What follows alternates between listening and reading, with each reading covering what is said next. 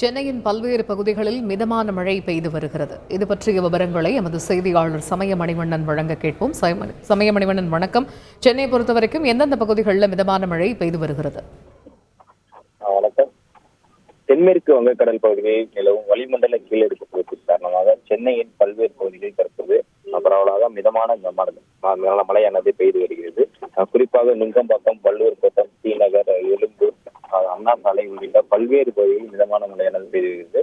கடந்த 10 நாட்களுக்கு முன்பாக மிக்ஜாம் புயலின் காரணமாக சென்னையில் பெரும் கனமழை பெய்து ஓய்ந்த நிலையில் சுமார் 10 நாட்களுக்கு பின்னர் இன்றைய தினம் இன்று காலை முதலே வானம் ஓரளவு மேகமூட்டத்துடன் காணப்பட்டது.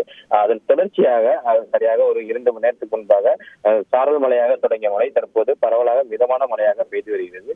இந்த மழையை பொறுத்தவரைக்கும் தென்மேற்கு வங்கக்கடலில் நிலவும் வளிமண்டல கீழடுக்கு சுழற்சியின் காரணமாகவே இந்த மழையானது பெய்து வருவதாக வானிலை மையம் தெரிவித்துள்ளது.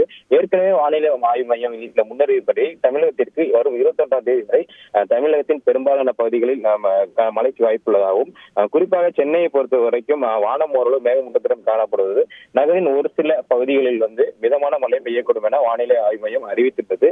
அதன் தொடர்ச்சியாகவே நகரின் பல்வேறு பகுதிகளில் தற்போது மிதமான மழை பெய்து வருகிறது. தகவல்களுக்கு நன்றி சமயமணிவண்ணன்.